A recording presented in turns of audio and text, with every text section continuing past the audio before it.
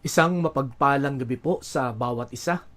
Salamat po sa Diyos sapagkat magkakasama tayo sa huling Miyerkules ng buwan ng July.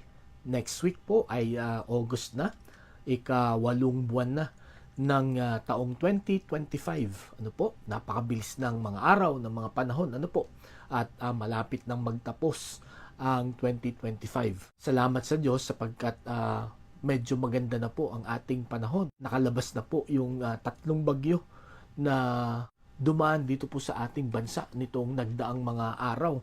Patuloy nating ipanalangin ang ating pong mga kapatiran at ating pong mga kababayan na naapektuhan ng baha, ng mga nasirang mga pananim, mga kagamitan, dahil po ng mga bagyong ito na dumaan sa atin. Panalangin natin ang ating mga government officials na sila ay mabilis na umaksyon para tulungan po ang ating mga kababayan na makarecover. At sa gabing ito, salamat sa Diyos sa ating pong pagpapauna, pagbibigay ng halaga sa gawain po ngayon pong gabi. Ito po ay pagpupuri sa Panginoon, pag-aaral ng Kanyang salita at pananalangin. Nawa ang bawat isa ay maayos ang kalagayan at maayos po ang kalusugan. So sa ating pong pagpapatuloy, atin na pong buksan ang ating pong mga Bibles sa Matthew chapter 25 verses 14 to 30. Matthew 25 verses 14 to 30, pakinggan po natin ang magbabasa nito. For the kingdom of heaven is like a man traveling to a far country, who called his own servants and delivered his goods to them.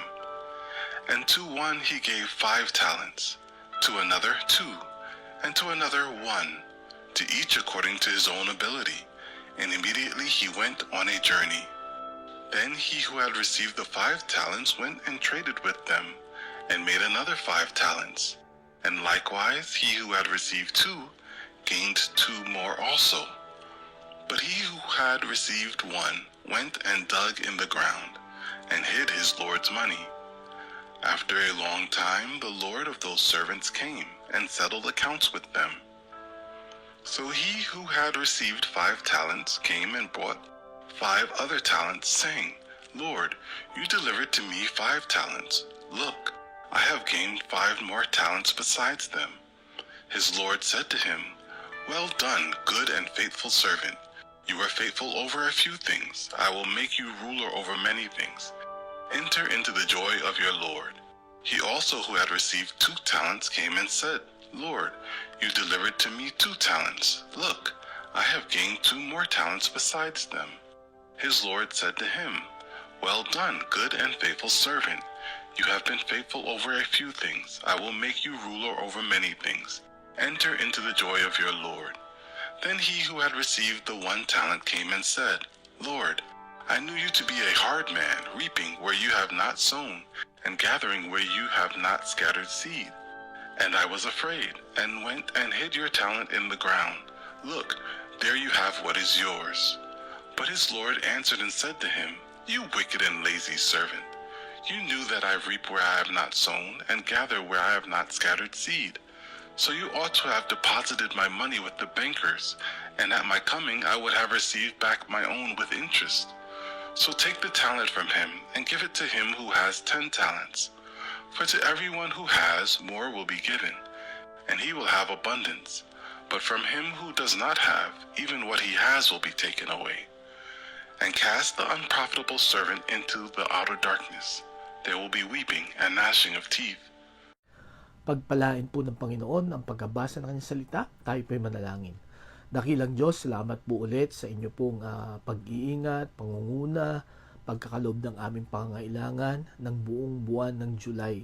Salamat po Panginoon sa kabila ng marami kaming mga pagsubok na dinaanan, mga laban na dinaanan, ay kami Panginoon ay inyong pinatnubayan, kami inyong protektahan, kami Panginoon ay inyong binigyan ng lakas upang mapagtagumpayan ang lahat ng mga yon.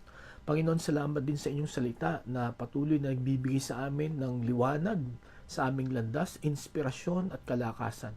Dalayan ko po sa aming pag-aaral ngayong gabi, muli mong gamitin ito para maging ilaw at gabay namin, maging lakas namin, Panginoon, sa muling pagharap namin sa panibagong buwan. Samahan na kami sa aming pag-aaral. Ito ang dalangin namin sa pangalan ni Jesus. Amen. Kung bibigyan po tayo ng pagkakataon na ulitin ang ating pong buhay, ibalik ang oras ng ating pong mga buhay, ano po kaya bahagi ng buhay natin ang gusto nating ibalik? Ano po? Nung tayo po ba ay bata pa? Nung tayo po kaya ay kabataan pa? Or 10 years ago? Or 5 years ago? At kung sakaling bigyan tayo ng pagkakataon makabalik, ano po, dun sa gusto natin na taon, ano po kaya ang ating gagawin? Meron po ba tayong babaguhin? Meron po ba tayong aayusin? Naniniwala ako na yun po ang number one na gagawin natin. Ano? Sapagkat marahil sa oras na ito, marami tayong pinanghihinayangan, marami tayong sana ginawa natin noon. Ano po? Kayo po, ano po ang inyong mga babalikan kaya? Ano po kaya ang inyong aayusin? Sa gabing ito mga kapatid, ang atin pong pag-aaralan ay tungkol sa pamamahala. Ano po? Na marahil marami po sa atin ang magsasabi na kung napamahalaan ko lang ng ayos yung oras ko noon, no? Or yung maraming mga bagay sa buhay ko, ay hindi sana ako ganito ngayon or mas maigi sana ang buhay ko ngayon. Ngunit salamat po sa Diyos sapagkat the fact that tayo po ay buhay pa ngayon at ito pong salita niya ay ating maririnig, ang ibig pong sabihin nito, binibigyan pa tayo ng pagkakataon ng Panginoon para pamahalaan ng maayos ang ating pong buhay. Para hindi na maulit yung mga pagkukulang, yung mga pagkakamali natin sa nakaraan.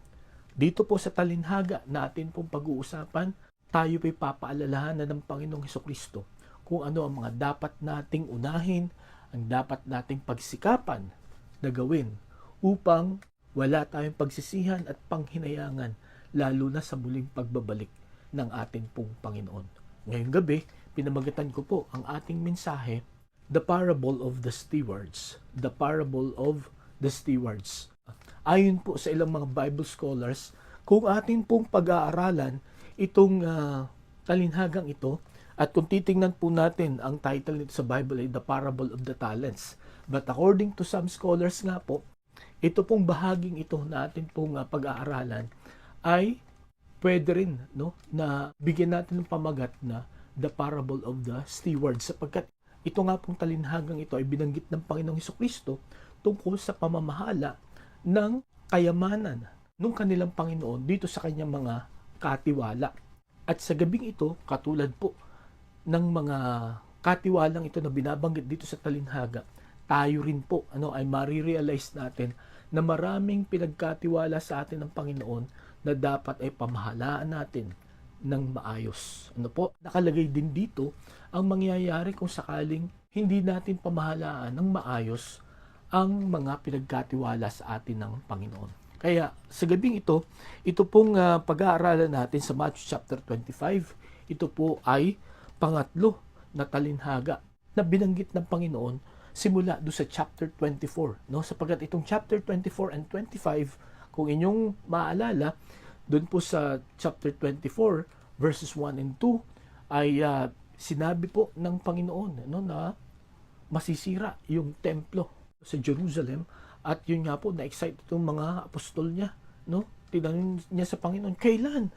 Sapagkat yun talaga ang kanilang matagal nang hinihintay na pabagsakin ng Mesiyas ang Roman Empire, sapagkat pinapahirapan sila. Ngunit ang sinabi ng Panginoon dito ay yung tungkol sa muli niyang pagbabalik. Ano yung tanda ng kanyang muling pagbabalik at ano ang dapat gawin ng mga naghihintay sa kanya. Okay? So nakita natin na kailangang maging matyaga sapagkat ang pagbabalik ng Panginoon ay katulad ng magnanakaw sa gabi na hindi pinapaalam kung anong oras, anong araw siya magnanakaw. At sinabi rin dito ng Panginoon yung mga tanda ng kanyang muling pagbabalik. At sa gabing ito, sa atin pong pag-aaral ng talinhaga ng mga katiwala, meron po tayong tatlong makikita na inihayag ng Panginoon para malaman nitong mga apostol at lahat ng mga tagasunod niya. Kasama po tayo ng mga mananampalataya sa panahong ito. Anong dapat nating gawin sa mga ipinamahala ng Panginoon sa atin? Anong gagawin natin doon habang hinihintay natin ang pagbabalik ng Panginoon? So dito po sa talinhagang ito po ay isa sa pinaka-popular na talinhaga. Ito ay maraming beses na naipahayag, marami ng beses natin itong narinig. Ngunit nawa kung ito ay master na natin o alam na natin, nawa ito ay magpaalaala sa atin kung anong dapat nating gawin habang hinihintay natin ang Panginoon. So, ang una na ipinahayag ng Panginoon dito tungkol sa mga katiwala ay, number 1, the allotments for the stewards. The allotments for the stewards, or ang mga pinagkaloob niya sa mga stewards, sa mga katiwala niya. Kung babasahin natin ang verses 14 and 15, ang sabi dito, "Again, it will be like a man going on a journey who called his servants and entrusted his property to them. To one he gave 5 talents of money, to another 2 talents, and to another 1 talent, each according to his ability. Then he went on his journey." So dito, ang sabi po ng Panginoong Hesukristo sa mga talatang ito, merong isang mayamang lalaki na siya ay maglalakbay sa malayong lugar at yung kanyang 3 katiwala ay pinagkalooban niya ng mga talento. By the way, ito pong talent dito ay hindi necessarily yung kakayanan, kundi yung talents dito, ang ibig sabihin nito ay pera. Kaya sa ibang mga translation, ito ay bags of golds ang kanilang ginagamit, sapagkat yung talent dito ay pera. So, dito po makikita natin na meron siyang 3 katiwala na pinag-iwanan ng kanyang kayamanan. Ang una ay binigyan niya ng 5 talents, yung pangalawa ay 2 talents, at yung pangatlo ay 1 talent lamang. And then after that, itong mayaman na ito ay umalis at naglakbay. Practically speaking, ang kahulugan po nitong parable na ito ay, since na ang Panginoong Hesukristo in a few days time ay mamamatay na dito, aalis na siya, babalik na siya sa langit in less than 2 months, ay ipinaalam niya itong parable na ito, na siya ay may pagkakatiwala sa mga apostol, sa mga iiwan niya. At yun nga, practically speaking, ganun din sa atin, may mga ipagkakatiwala siya ng mga talents, At makita po natin na ang kahulugan nga ng talents dito ay mga halaga, or kayamanan. Pero again, practically speaking, yung talents dito ay nagre-represent ng lahat ng mga bagay na ipinagkatiwala sa atin ng Panginoon. Una, na pinagkatiwala niya sa atin ay ang buhay, Pangalawa, oras, Pangatlo ay abilities or talents. Pang-4 ay mga kayamanan or ari-arian. Pang-5 ay mga opportunities or mga pagkakataon. At ang pang-6 ay ang gospel or the gospel or ang mabuting balita. So itong 6 na ito ang mga bagay na pinagkatiwala sa atin ng Panginoon. At notice this, kung inyong mapapansin, yung isa, 5 ang binigay niya, yung pangalawa, 2, yung pangatlo ay 1. Bakit po ganun?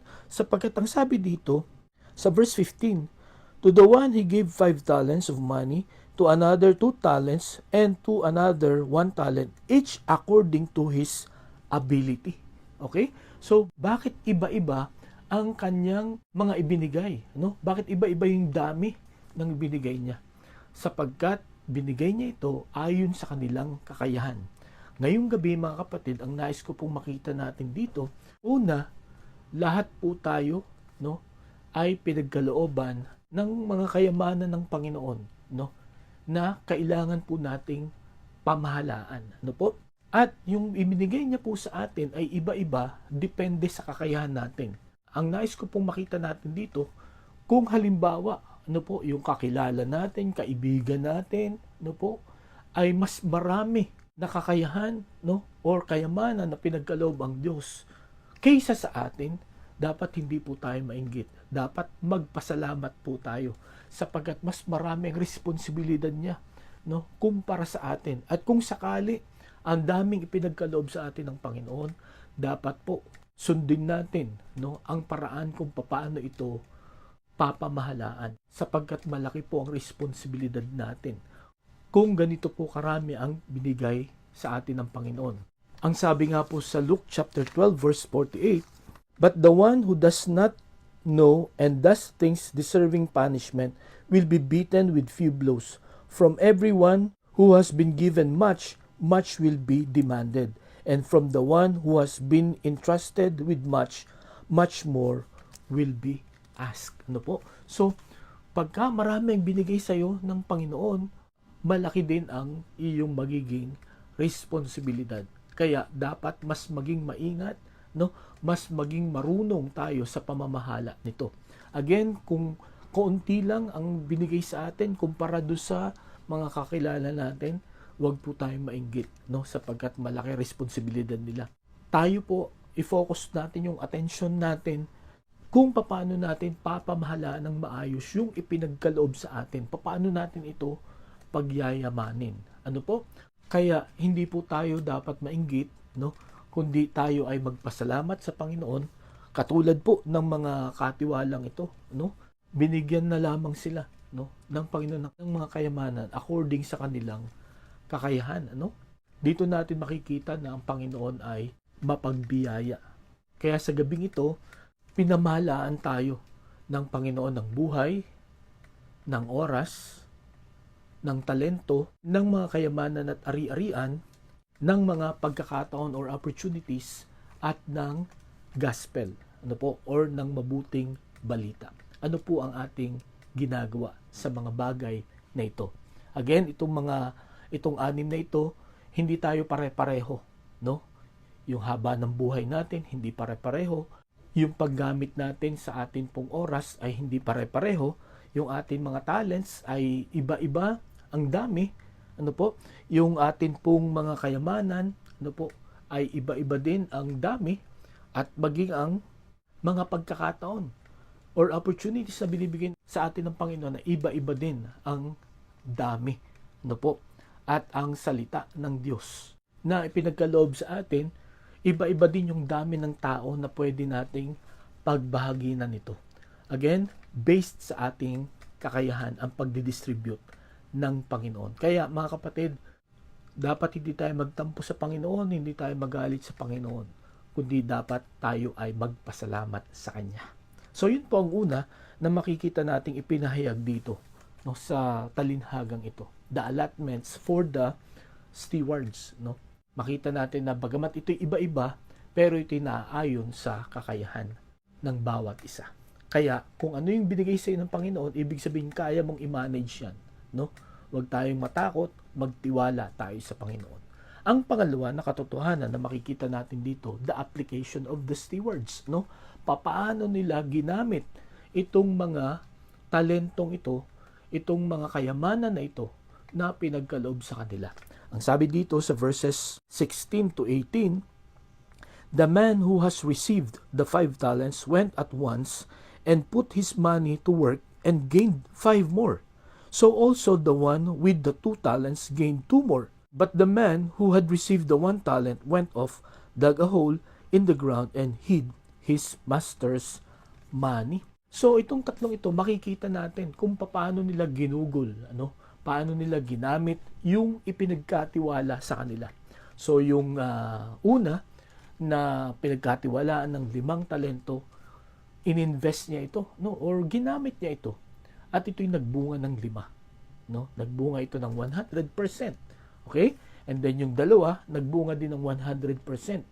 Tumubo din ito ng 2. Ngunit yung pangatlo, anong ginawa niya? Ibinaon niya. Hindi niya ginamit, hindi niya pinalago. Ano po? Itong talento na pinagkaloob sa kanya. Mga kapatid, ang gusto ko lang makita natin dito sa pangalawa, sa application. Ang gusto ng Panginoon dito po sa mga pinagkaloob niya sa atin, no, na mga kakayahan, dapat po nating gamitin ito, no?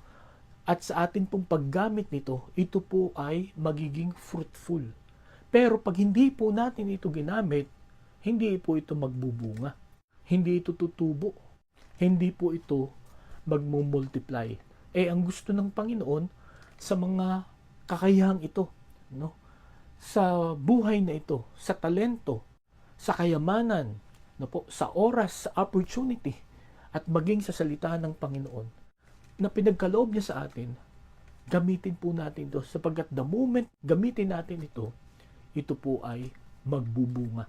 Ang sabi po ni Moses sa Psalm 90 verse 12, "Teach us to number our days aright, that we may gain a heart of wisdom." So, sabi dito, turuan mo kami na bilangin ng maayos, ng may karunungan ang amin pong buhay. No, magkasama na yung life and time dito.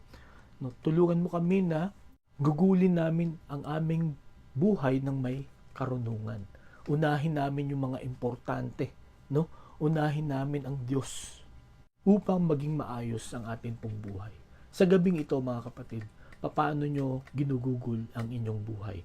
Ang buhay na pinahiram sa atin ng Panginoon. Okay? And then, ang pangalawa, ito pong mga talents at abilities po natin. Paano po natin ito gugugulin ng tama? Ang sabi po sa 1 Peter chapter 4 verse 10, "Each one should use whatever gift he has received to serve others, faithfully administering God's grace in its various forms." So, ang bawat isa na pinagkalooban ng gifts or kakayahan or talents, dapat gamitin daw po natin ito para paglingkuran sa iba.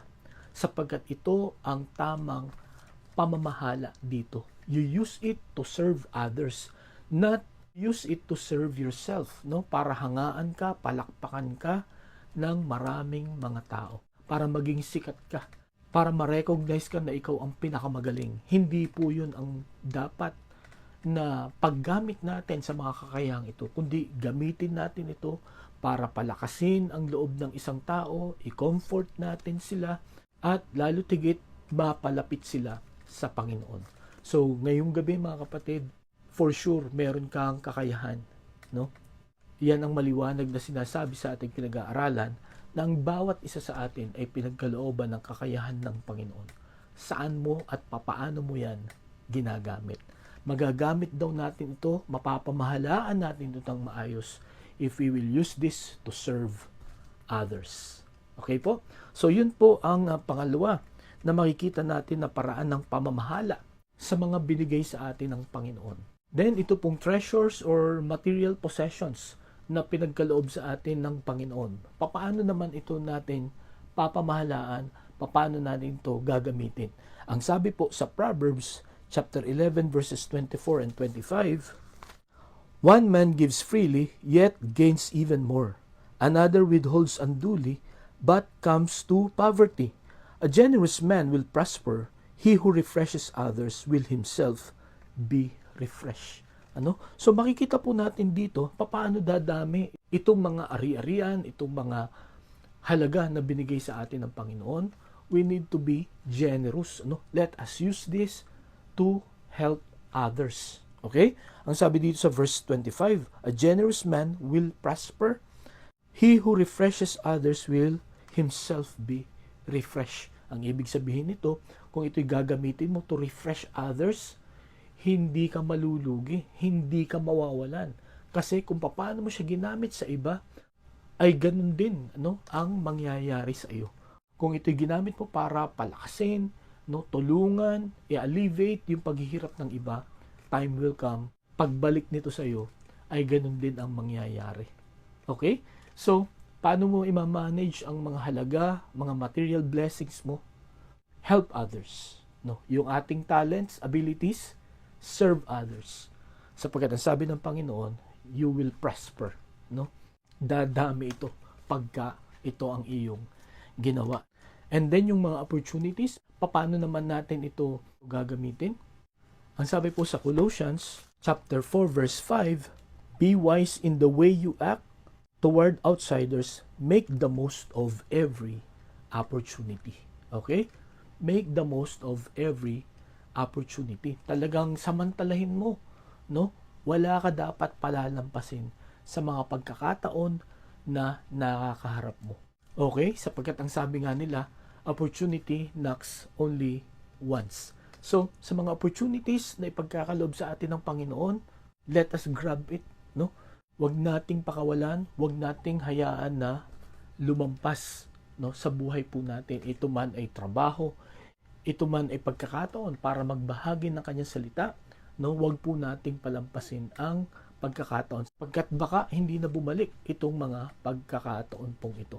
So, yun po ang paraan para ma-manage natin ng maayos ang mga opportunities na ito. Let us grab it. Okay? And then, ang panghuli, ang gospel. No? Ang sabi po ni Pablo, ang advice ni Pablo kay Timoteo, no po, sa kanyang pagpapastor. No? Ang sabi niya sa 2 Timothy chapter 4, verse 2, preach the word, be prepared in season and out of season, correct, rebuke, and encourage with great patience and careful instruction. No? Preach the word in season and out of season. Ano pong ibig sabihin nun?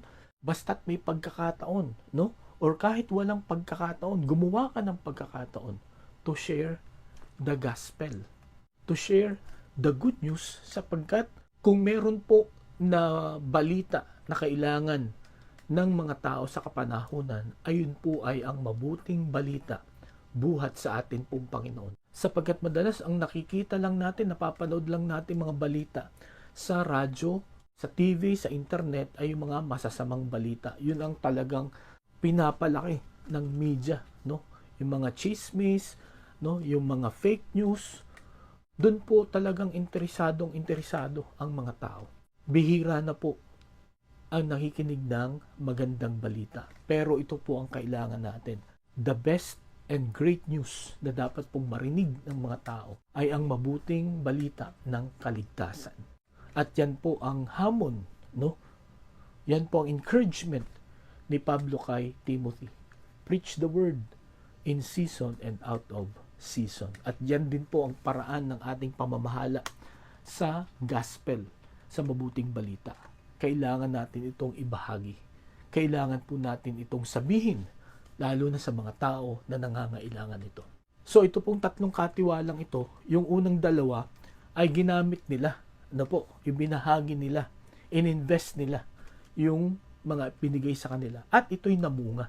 At ganun din po tayo mga kapatid, kung gagawin natin, ano po, yung mga paalala ng mga salita, ng mga talata natin pong binasa, magbubunga po. Ano? Yung buhay at oras natin, yung atin pong mga kakayahan, yung atin pong mga ari-arian at kayamanan, yung mga opportunities, pagkakataon na magkakaroon tayo at yung salita ng Panginoon. Kung ito po ay ating gagamitin, ano po, ito po ay magbubunga. Yan po ang tinuturo ng talinhagang ito. No, once you invest God's talents, it will become fruitful. Sa gabing ito, nag-invest na po ba kayo? Sa gabing ito, ginagamit nyo ba yung mga bagay na ipinagkaloob sa atin ng Panginoon? One thing is sure, mamumunga po yan. Pwedeng hindi agad-agad, pero yan po ay sigurado na mamumunga sa tama at takdang panahon. Okay po? So ito pong pangatlo na kanyang itinago, yung kakayahan na binigay sa kanya ng Panginoon ay hindi namunga. Kaya tayo po ay dadako sa pangatlo. Ano po? Nakita natin yung una, nakapahayagan, the allotments of the stewards. Second, the application of the stewards. Ang pangatlo, the accounting of the stewards o ang pagsusulit ng mga katiwala. So, after a long time, bumalik na itong kanilang master. Ano? Ito pong may-ari, itong mayamang tao at yun nga, tinanong niya kung ano ang pinagagawa nila doon sa kayamanan na kanyang ipinahiram sa mga katiwalang ito. So, nag-report una at sabi niya na yung 5 binigay mo sa akin ay namunga ng 5. Kaya ano yung commendation sa kanya? Sa verse 21, his master replied, well done, good and faithful servant. You have been faithful with few things. I will put you in charge of many things. Come and share your master's happiness. And then, sa verse 22, yun din po ang sinabi nung nakatanggap ng 2. Ito ay namunga din ng 2 nung kanya itong ginamit. And then sa verse 23, sabi dito, his master replied, well done, good and faithful servant. You have been faithful with a few things. I will put you in charge of many things. Come and share your master's happiness. So nakita natin dito yung commendation. Once you become faithful and good steward, no?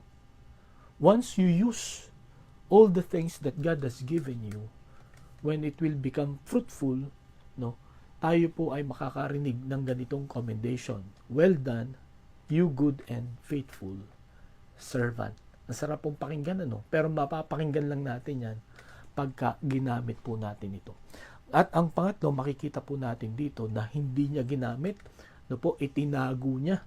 Kaya nagalit sa kanya ang master. No, ang sabi dito sa verse 26, his master replied, "You wicked, lazy servant, so you knew that I harvest where I have not sown, and gather where I have not scattered seed. Well then, you should have put my money on deposit with the bankers, so that when I return, I would have received it back with interest." At ang sabi pa niya, take the talent from him and give it to the one who has the 10 talents. For everyone who has will be given more, and he will have an abundance. Whoever does not have, even what he has will be taken from him. And then sabi dito sa verse 30, and throw that worthless servant outside into the darkness, and where there will be weeping and gnashing of teeth. So makita po natin dito, no, kung hindi mo gagamitin, no, yung ipinagkatiwala sa iyo. At dito makikita natin na hindi na pwedeng magreklamo itong pangatlong servant na ito, pangatlong steward na ito, na sobrang dami kaya hindi ko nagamit. In fact, isa lang ang binigay sa kanya. Kasi nga, sa tingin ng master, no, sa tingin ng Panginoon, yun lang ang kaya niyang gawin eh. Kaya lang, hindi niya ginamit. Mga kapatid, ayon po sa mga Bible scholars, itong pangatlong ito ay nagre-represent ng mga hindi mananampalataya. Yung first two na stewards or servants, nire-represent nun ang mga mananampalataya na basta tinanggap mo si Jesus bilang sarili mong tagapagligtas, may blessing na ibibigay sa iyo ang Panginoon. At dapat mong gamitin ito. Ngayon, bakit isa lang binigay dito sa mga hindi mananampalataya? Ang ibig sabihin lang po nito ay ang Panginoon, kahit mga hindi mananampalataya, binibigyan niya ng chance, ano po, na sumunod, no, gawin kung ano ang ine-expect sa kanila. But sadly, dahil nga hindi nila kilala ang Diyos, kasi ang sabi dito sa verse 24, then the man who had received the 1 talent came. Master, he said, I knew that you are a hard man, harvesting where you have not sown, and gathering where you have not scattered seed. So I was afraid and went out and hid your talent in the ground. See, here is what belongs to you. So mali ang pagkakilala nitong servant na ito sa Panginoon, na siya ay malupit, no? Na siya ay mapagsamantala, no? Kakaiba sa tingin ng dalawang naunang mga katiwala, na ang tingin ng mga dalawang katiwala, ang Diyos ay mapagpala, no? Ang Diyos ay nagkakaloob ng kakayahan na dapat na pamahalaan, kaya ganun ang kanyang ginawa. Pero itong isang ito, hindi niya kilala ang Panginoon, at dahil sa hindi niya kilala, hindi siya nagtitiwala, no? May mali siyang concept dito sa kanyang Panginoon. Kaya anong ginawa ng Panginoon? Pinarusahan niya. At dito sa verse 30, and throw the worthless servant outside into the darkness, where there will be weeping and gnashing of teeth. Ito po ay description ng impyerno. Dito itinapon itong lazy and wicked servant na ito. Samantalang yung good and faithful servants, ang sabi sa verse 21 at saka sa verse 23, come and share your master's happiness. Okay? Kayo ay pumasok at makibahagi, no, sa kasiyahan ng inyong Panginoon. Bakit po isinali yung isang servant na yon? Una, para i-check natin, tayo ba ay talagang Christian? Tayo ba talaga ay mananampalataya? No? Check natin yung ating mga sarili. Kung sa oras na ito, parang tinatamad tayo na i-manage yung mga kakayahan na binigay sa atin ng Panginoon, baka hindi tayo mananampalataya. Sapagkat ang tunay na mananampalataya, ayon po dito, no po, ay ginagamit niya, sinusunod nila ang utos ng Panginoon at kagalakan nila, no, na paglingkuran ng Panginoon at pagbungahin yung mga kakayahang ibinigay sa kanila. Ngunit yung mga hindi mananampalataya, ayaw, iba ang paningin nila sa Panginoon, no? Na ang Panginoon ay malupit, no? Ang Panginoon ay corrupt. Okay? Kasi sabi dito, Kinukuha niya yung mga hindi naman niya pinaghirapan. At yun nga, sa mga tao na hindi sumusunod sa kanya, na mali ang pagkakilala sa kanya, ay itinatapon niya sa impyerno. Kaya ngayong gabi mga kapatid, itong mga kapahayagang ito ay paalala sa atin. No? Una, may pinagkaloob ang Panginoon sa atin, at yung mga pinagkaloob niya sa atin, ito'y pahiram lang, ito'y hindi atin, ito'y kailangan po nating pagyamanin. At sa muling pagbabalik ng Panginoon, tayo pong lahat ay magsusulit at tayo po'y gagantimpalaan ayon po sa ating pong ginawa. Sana mabigyan tayo ng babala noong pangatlo na hindi kilala at hindi sumunod sa Panginoon, na ganun po ang mangyayari. Pero again, yun yung taong yun ay hindi mananampalataya, na nawa ito ay magbigay ng babala sa atin no, sa mga bagay na ginagawa po natin sa binigay po sa atin ng Panginoon. Kaya sa gabing ito, salamat sa Diyos sapagkat ang Panginoon ay walang sawa na tayo po ay pinagpapala at binibigyan ng pagkakataon sa mga ipinagkatiwala niya po sa atin. Itong buhay natin, oras, talento, kayamanan, ari-arian, mga pagkakataon, opportunities, at itong mabuting balita ng kaligtasan. Nawa ito po ay ating ibahagi. Nawa matagpuan tayo ng Panginoon na mabuting katiwala. Nawa sa pagbabalik ng Panginoon, ang marinig natin sa Kanya ay, "Well done, good and faithful servant. You have been faithful with a few things. I will put you in charge of many things. Come and share your master's happiness." Tayo po'y manalangin. Panginoon, salamat po sa paalala ng iyong salita. Salamat sa talinhagang ito. Tulungan mo kami, Lord, na maging tapat at maging mabuting katiwala. Nawa, Panginoon, sa patuloy na paghihintay namin sa pagbabalik ng Panginoong Hesukristo, ibigay namin yung best namin para ma-manage namin ng maayos itong mga pinagkatiwalang ito, para ito ay mamunga ng marami sa buhay po, Panginoon namin. At marinig namin sa muling pagbabalik ng Panginoon, "Well done, you good and faithful servant." Lord, nawa, pahalagahan namin ang salitang ito. At ito, Panginoon, ay magbigay po sa amin ng inspirasyon na gawin ang inyo pong kalooban sa buhay po namin, upang wala kaming pagsisihan, wala kami, Panginoong, panghinayangan. Panginoon, salamat po sa inyong paalala. Ito aming dalangin sa pangalan ni Jesus. Amen. Maraming salamat po sa inyong pakikinig. Pagpalain tayo ng Panginoon, patuloy tayo mag-ingat at magandang gabi po sa bawat isa.